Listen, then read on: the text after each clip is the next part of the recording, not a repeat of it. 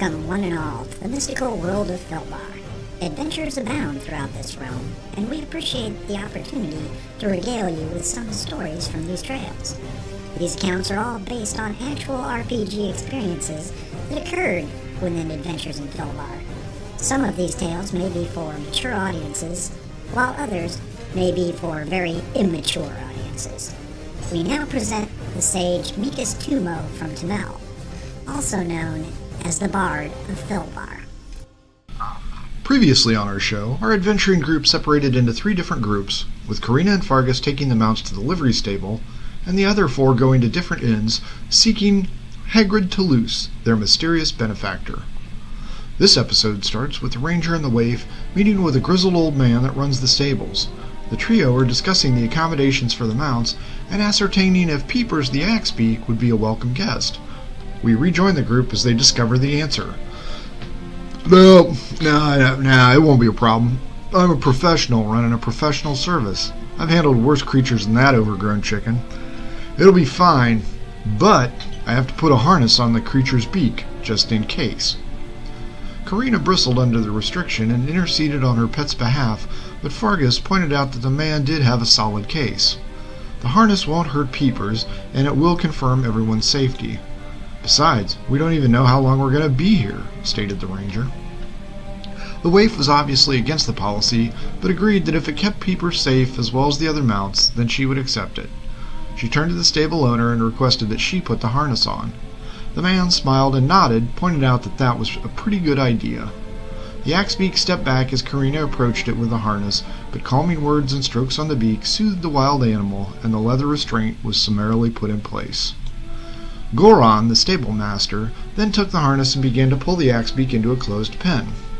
When asked about the seclusion, the adventurers were told that the exotic creature should be tucked out of common view, as some citizens would be put off by its uniqueness.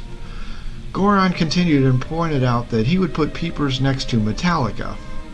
Both Karina and Fargus followed Peepers and the man into the closed stable and discovered that Metallica was actually a black unicorn of unusual size. Coal-like eyes glared at the PCs upon discovering the magnificent animal, causing both to step back. The pair of adventurers noticed that the creature also wore a restrictive harness and inquired about it. Metallica's a bit of a biter, I guess you'd say. His owner has had to pay for several lost fingers in his time. Old Hagrid gets tired of the clamor over owning the unicorn, but he does love riding him. Hagrid? The pair exclaimed. As in Hagrid Toulouse? Inquired the waif. Goron confirmed that the owner had arrived in Fort Myers yesterday on business. The pair peppered the stable owner with questions, who barked at them loudly as he was trying to put Peepers into a stall with little luck. Karina stepped forward and ordered her pet into the stall, who obediently did as commanded. The man shut the gate and moved back to answer the questions that had been thrown at him. Yes, no, yes, not sure, don't care, Cedric arms down the street. The pair thanked the man before running out of the stable in the direction given. Sister Elaine and Cabe Silvertongue stood in line at a business called the Thatched Hammock. While the interior was questionable at best, the pair conceded that they really didn't know much about their patron and wanted to cover all the bases. For several minutes, the pair stood behind a woman who was hard of hearing while she argued with the innkeeper about the contents of her room and the smell wafting up from the back window.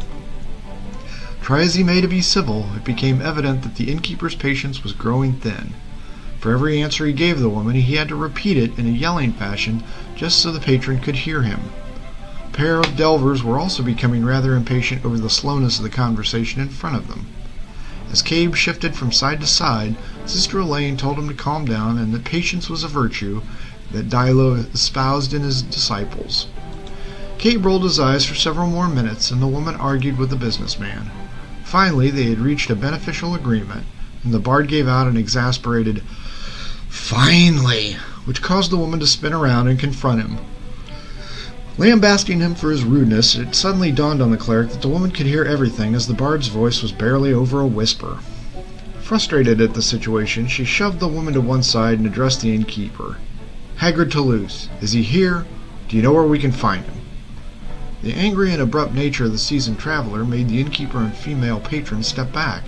A shaking hand lifted, and the man stated that they should go to the Sedgwick Arms down the street.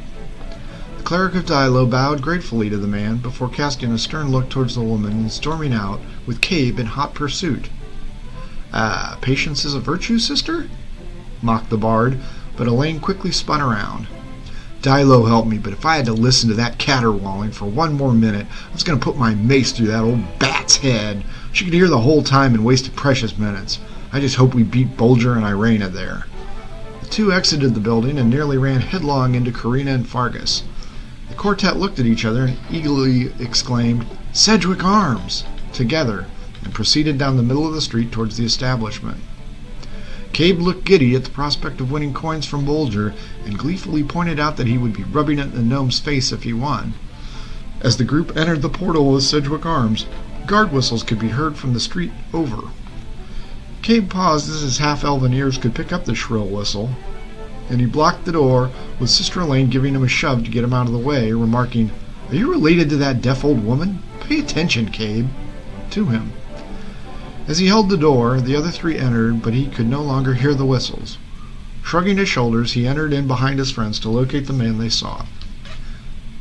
Guards plowed into the dive-in and wrestled Lady Irena, Bulger, and the pair of half-orcs to the ground. 10 men dressed in City Watch tabards had their hands full, but they were finally able to get the angry quartet in chains before leading them out of the establishment. We close out this episode now and give you our thanks for listening. Please subscribe to this podcast, and don't forget to follow us on Twitter at The Bards Podcast. For everyone in Adventures of Filbar, thanks for listening.